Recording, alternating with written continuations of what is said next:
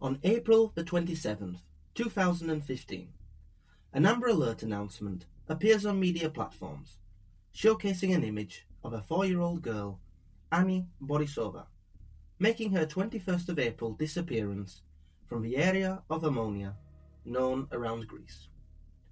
The child has brown hair and eyes, and is of Bulgarian ethnicity, and her father is unknown.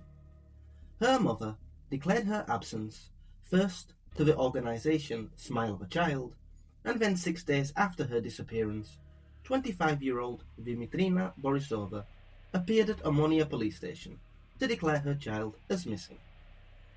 The officers of the Department of Protection of Minors, who took over the case, were deeply troubled by the delay of reporting her missing and with the series of events that the mother presented.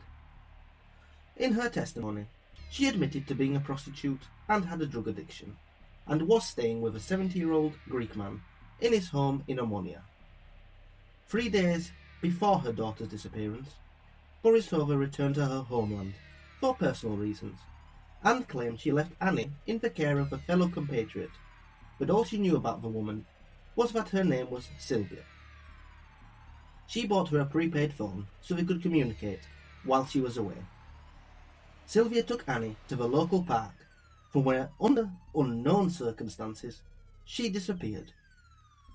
Upon returning to Athens, Borisova could not locate Sylvia, while she also lost the phone number of the telephone she supposedly bought her. Under interrogation, Borisova contradicted 17 out of 20 of the questions she was asked, plus a large amount of cash was found in her possession, leading the officers to consider the possibility that Annie had been sold, but hoping to disprove the worst-case scenario. The day after Borisova's interrogation, police managed to identify and locate Annie's biological father, a 27-year-old Bulgarian who is also a drug addict, and he is taken to the station for questioning. In his testimony, he declared that he had no knowledge of his daughter's disappearance, but gave information about a mystery elderly German man who maintained Borisova's lifestyle. After the couple's unofficial interrogation, Borisova admitted to leaving Annie with her partner's mother while she travelled to Germany for a month. Annie's father admitted himself that one day before Borisova returned to Athens, his mother brought out Annie to his house, who went outside to play with his dog and then disappeared. At this point, Borisova admitted to making up the story of Sylvia to cover up her partner's negligence.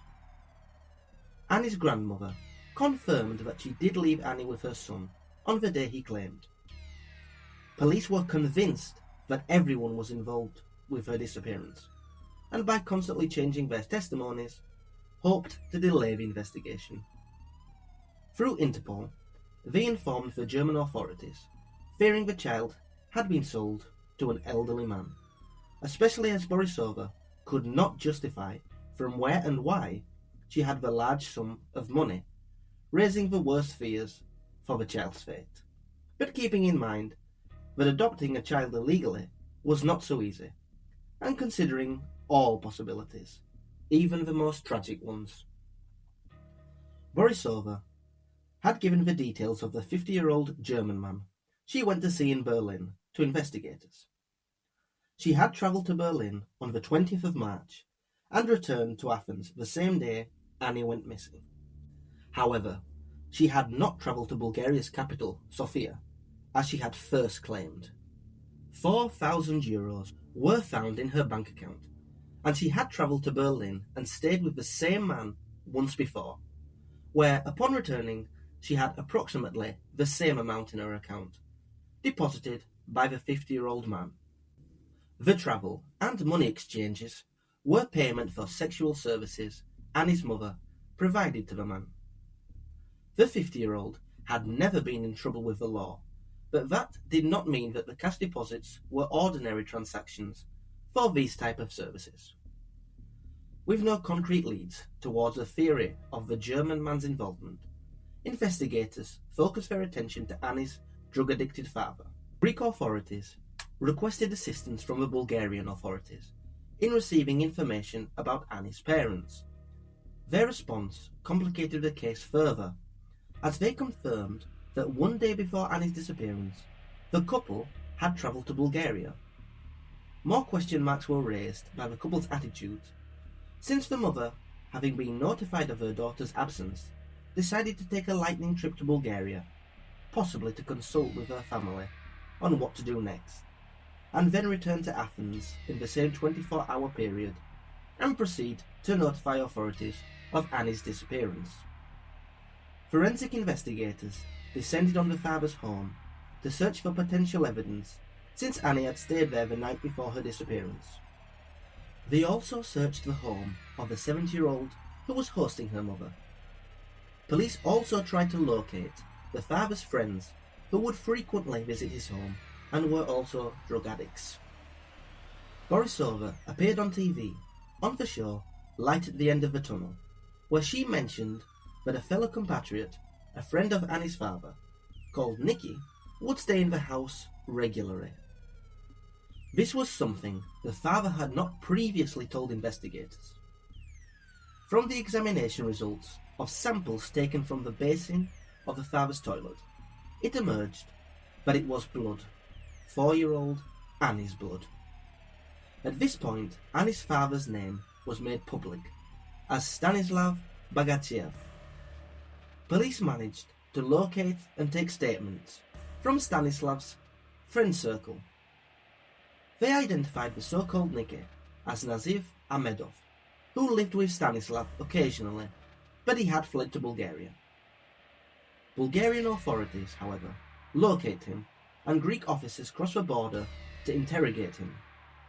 He claimed that Stanislav murdered Annie and that the couple visited him the day they travelled to Bulgaria, before they reported Annie missing. The occasional roommate stated that Stanislav confessed to him that after recovering from drug use, he noticed his daughter dead on the floor and began to slice her into pieces, which he then boiled and threw into the toilet and rubbish bins. The murder of Annie happened between the 8th and 9th of April. He claimed that the last time he saw Annie alive was on the 8th of April, and that Stanislav would not let him in the house until the 14th of April, to which he noticed he had put a red towel in front of the window and bought a new carpet and 2 new toilets. On the 18th, he said Stanislav told him that if he had been there, God would have not taken the child. Then he said Annie was snoring, and then in the morning, suddenly, was not breathing. He then changed his story to his friend, admitting that he had hid the child and that he had cut her up. He also stated that when under the influence, Stanislav would scream and hit Annie. Nicky was then transferred to Athens as a key witness. On the 4th of May, Stanislav was arrested and after 25 hours of successful interrogation, finally confessed to chopping Annie up. He, however, did not admit to murdering her, claiming that Annie was ill and he woke up after a night of taking drugs to wake and find her dead. So he would not be suspected of her death. He then proceeded to slice and then mash her body parts for 3 days, mixing in various ingredients and then scattering the remains in the toilet, bins and around the area, so that if anyone would discover it, they would assume it was discarded food. He then attempted to clean any trace of his brutal crime and planned to replace various pipes. The way he discarded her corpse was such that no one would recognize it for a human being. Annie's blood was also found in interior spaces of the apartment, and the father's blood was found in a bedsheet and on a knife.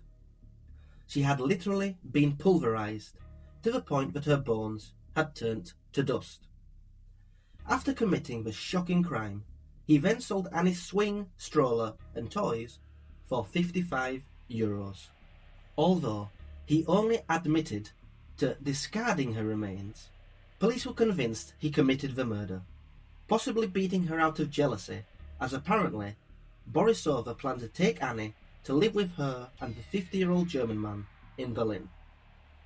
Both parents were arrested, Stanislav for murder and Borisova for child neglect and perjury. After his confession, Stanislav showed no remorse for his actions, even demanding bread, a coffee, and some drugs.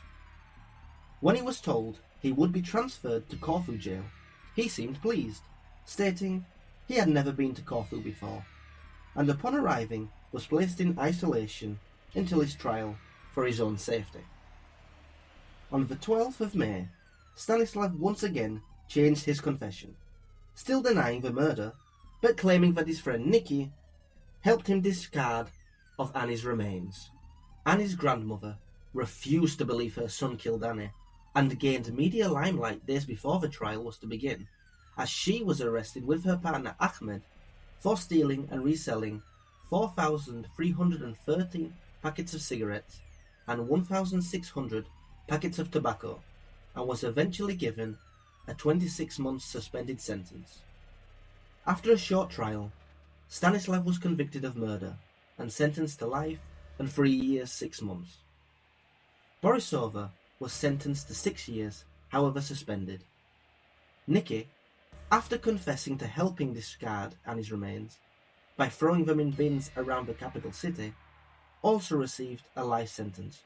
However, it was later overturned in an appeal, and instead he received a 9-year sentence. Borisova also appealed her sentence and was cleared as innocent of any involvement. On the 22nd of November 2017, Stanislav's mother was once again in the news, this time as she was declared missing, and to this day she has not been found.